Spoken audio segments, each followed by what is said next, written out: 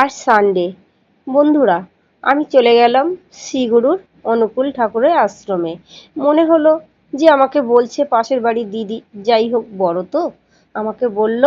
আমি মনে করলাম হ্যাঁ, ভগবানের জায়গা তো যাওয়াই যায়। বেশ, চান ফান করে সকালে সেরে আমি চলে গেলাম। এই আপনাদের দেখাচ্ছি শ্রীগুরুর আশ্রমের পরিবেশটা আমি আপনাদেরকে ঘুরে দেখাচ্ছি। আপনারা দেখতে থাকুন। দেখুন বন্ধুরা, আমি মন্দিরের ভেতরে ঢুকছি। দেখেছেন তো, আশপাশ আপনাদেরকে শেয়ার করলাম। খুবই সুন্দর পরিবেশটা, এত ভালো কি বলবো বন্ধুরা। আপনারা একবার এসে দেখবেন, ফলতা এটা। আমি কোনোদিনই আসিনি, যাই হোক। আমি পাশের বাড়ির দিদি আমার পাশে থাকে, উনি অনেকবার করে বলেছেন, কিন্তু আমি যাইনি। মনে হলো আজকে সানডে, আমার মেয়ে বাড়ি থাকবে। যাই হোক, আমি সকালে কিছু কাজ করে আমি চলে এলাম। বাকিটা আমার মেয়েই করে নেবে। এইবার আমি আপনাদের আশেপাশে একটুখানি ঘুরিয়ে দেখাচ্ছি। কেননা এসছি যখন, আপনাদের সঙ্গে তো সবই যখন শেয়ার করি, এটা শেয়ার করবো না তা কখনো হয়? এই আমি মন্দিরের দিকে, ভেতরের দিকে ঢুকছি। মন্দিরের ভেতরে যাচ্ছি, কিন্তু অনেকটাই সিঁড়ি। যাই হোক, আমি সিঁড়ি দিয়ে উঠছি। উঠতে উঠতে আপনাদের সঙ্গে আবার কিছুটা হলেও এটা শেয়ার করছি।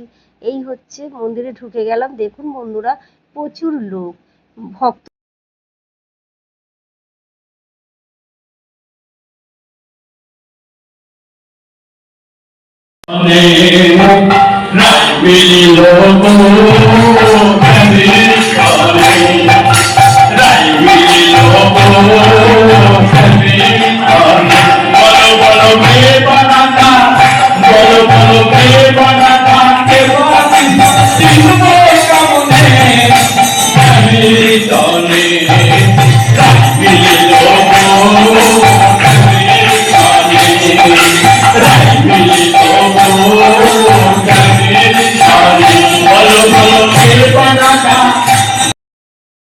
প্রার্থনা সেরে চলে এলাম খেতে।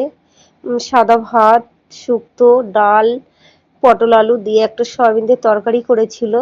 তারপর চলে এলো চাটনি, পাঁপড়, পায়েস, বোঁদে, সবশেষে রসগোল্লা। বেশ ভালোই লাগলো খেতে।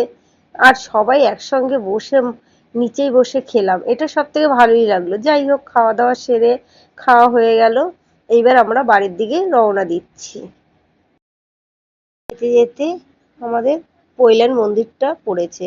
আমি কখনো আসিনি, যাই হোক দেখে নিলাম। বন্ধুরা, আপনারা আশেপাশে থাকেন কিংবা বেহালায় যারা থাকেন, অবশ্যই তারা এসছেন কি দেখেছেন। আমার আর হয়নি আসা। যাই হোক, আমি এখানে আসার পর পর রাস্তায় আমি দেখতে পেলাম, আমার খুবই ভালো লাগলো, আর আপনাদের একটু শেয়ার করলাম। আজ এই পর্যন্ত, টাটা। আর হ্যাঁ, ভালো লাগলে ভিডিওটা আপনারা লাইক, কমেন্ট, শেয়ার করবেন, তাহলে আমারও ভালো লাগবে যে আমি নতুন নতুন কোনো ভিডিও আপনাদেরকে শেয়ার করি। আজ এই পর্যন্ত, টাটা।